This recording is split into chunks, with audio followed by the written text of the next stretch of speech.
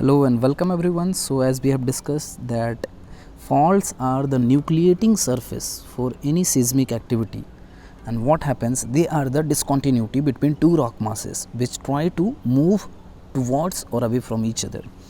And due to this movement, what happens, the strain energy gets stored up, okay, and this leads to the accumulation of stresses, okay.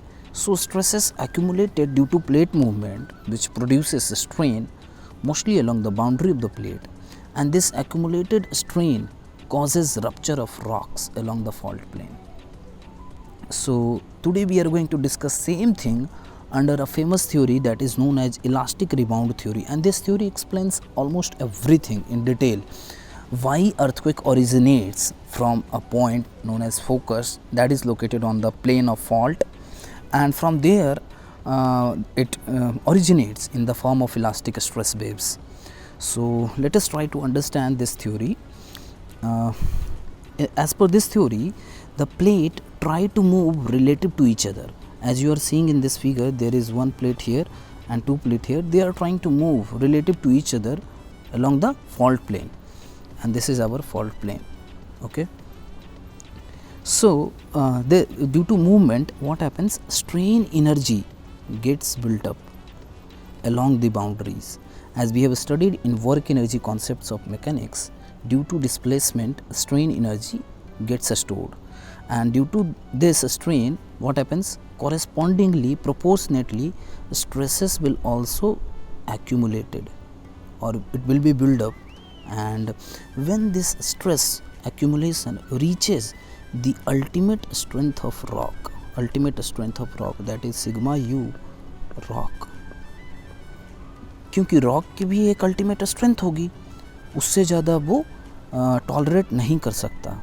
So when the accumulated stress at the boundaries reaches the ultimate strength of rock fractures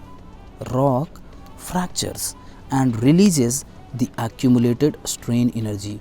So all the accumulated strain energy is released in the form of elastic stress waves, and these waves propagate in all the direction, causing disruption and the phenomena of earthquake, which damages almost everything around it to the magnitude of strain energy released.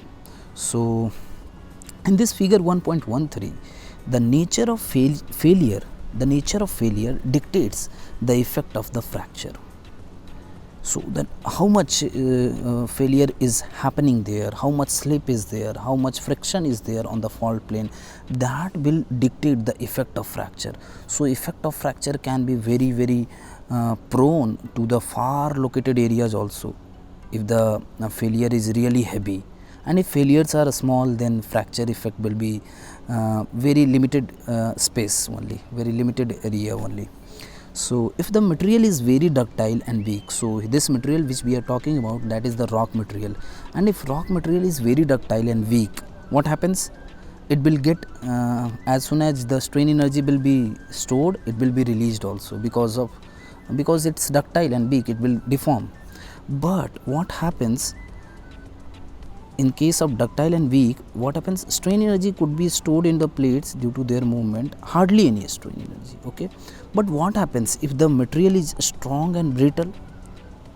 So in case of ductile and weak material, hardly any strain energy is stored, but in case of strong and brittle, strong bhi hai plus brittle bhi hai, so in this case the stress built up and subsequent sudden fracture happen because it's a brittle material, and this releases the energy stored in the form of stress waves and heat.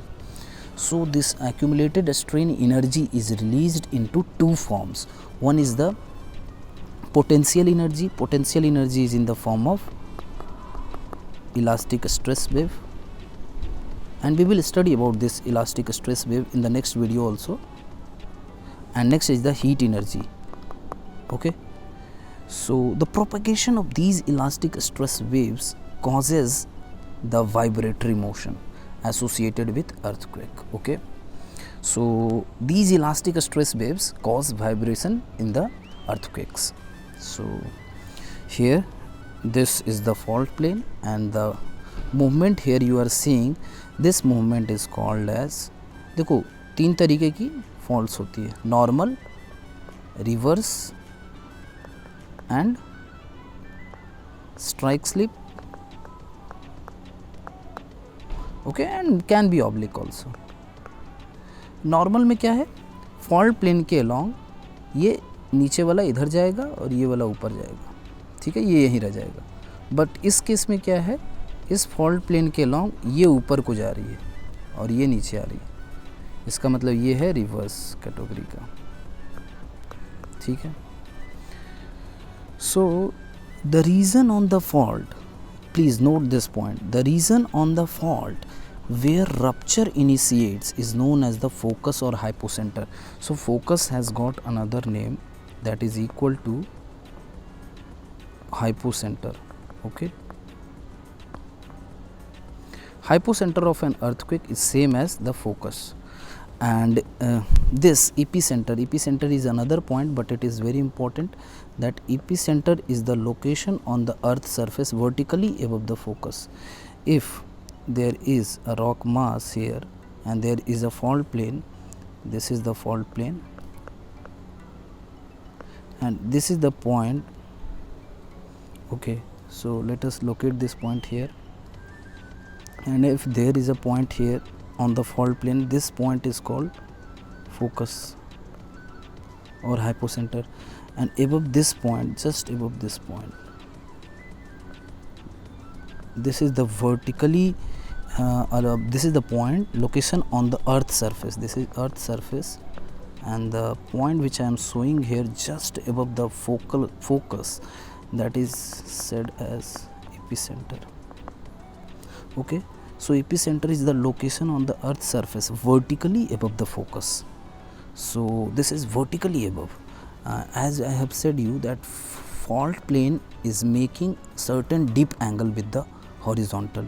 So this angle is called as dip angle, and this can be represented by some angle theta, and the distance can be calculated here, and this distance is also said as focal depth. So this is written here, distance from epicenter to any place of interest is called the epicentral distance, okay.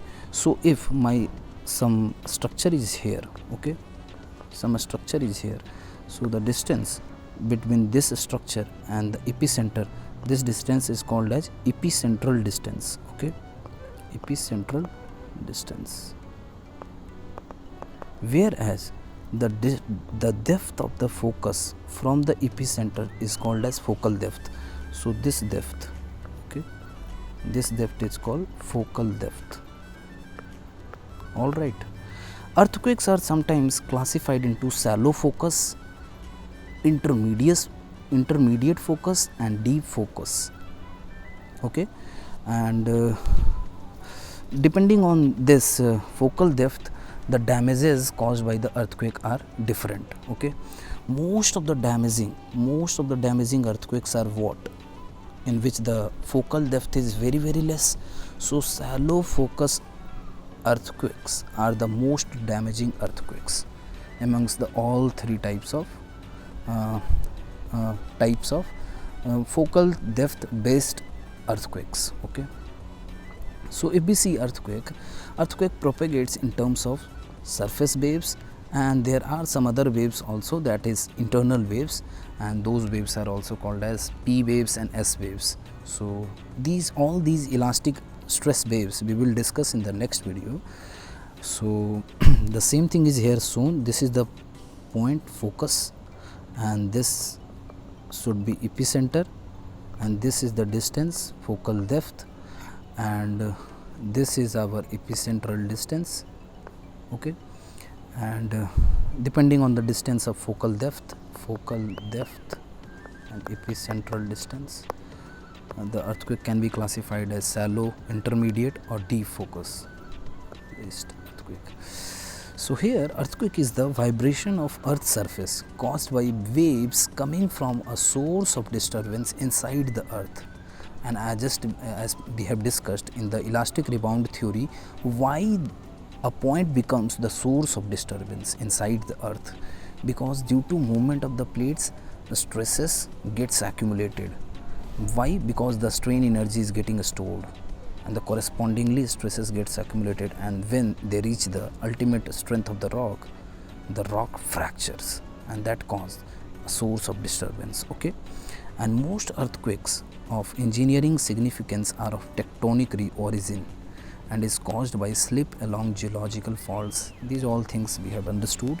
Now a very important, this can be asked as the typical characteristic of earthquake depends on what things. Now many students write different explanation, but try to understand as per elastic rebound theory, or you take any theory, the main characteristics of earthquake is going to depend on these things only. The first one is what? Stress drop during the sleep. कितना stress drop किया है, stress एक समय reach कर रहा है sigma critical which is equal to sigma ultimate of the rock. इस पे रीच करते ही रॉक फ्रैक्चर हुआ. रॉक फ्रैक्चर होने के बाद अब फाइनल है सिग्मा एफ. ठीक है. So how much stress drop is there? Delta sigma is how much? That is equal to sigma u rock minus sigma final. So this stress drop during the sleep affects the magnitude of the earthquake. ठीक है. अब दूसरा factor है total fault displacement. How much displacement had occurred at the fault? This is also going to affect the earthquake magnitude. Third is the size of slipped area. How much area had slipped actually? Now fourth is the roughness of the slipping process. What is the roughness? What is the friction coefficients there of the slipping plane? Okay. Then fifth is the fault shape. Which type of fault shape it is? Normal fault, reverse fault, strike slip fault. And sixth is the proximity of the slipped area to the ground surface. Okay, proximity of the slipped area to the ground surface means which type of earthquake it is, shallow, intermediate or deep. 7. Soil condition. Which type of soil it is? Is it a strong and brittle material, or is it a ductile and elastic material? So soil condition, everything, all of these things are the typical characteristics of earthquake. Okay, and typical characteristic of earthquake depends on all these factors. So all these individual factors are very important, whether it is stress drop, fault displacement, size of slipped area, roughness, fault shape, proximity and soil condition. Also the distance of the epicentral distance, it is also going to affect the characteristic of earthquake at a location. So as the waves radiate from the fault, because the waves, elastic waves will radiate from the fault, they undergo geometric spreading and attenuation due to loss of energy in the rock. What is attenuation? Attenuation is the reduction in the amplitude as the progress of the waves happens. Since the interior of the earth consists of heterogeneous formation, different rock layers are there, soil masses layers are there, the waves undergo multiple reflections, retractions, dispersion and attenuation as they travel, and the seismic waves arriving at a site on a surface of the earth are a result of complex superposition giving rise to irregular motion. Okay, so all these things try to read through these notes and you will surely understand. So from the next class we are going to discuss different types of elastic waves in the earthquake, and that we will do in the next video. Till that, stay tuned and stay safe. Thank you.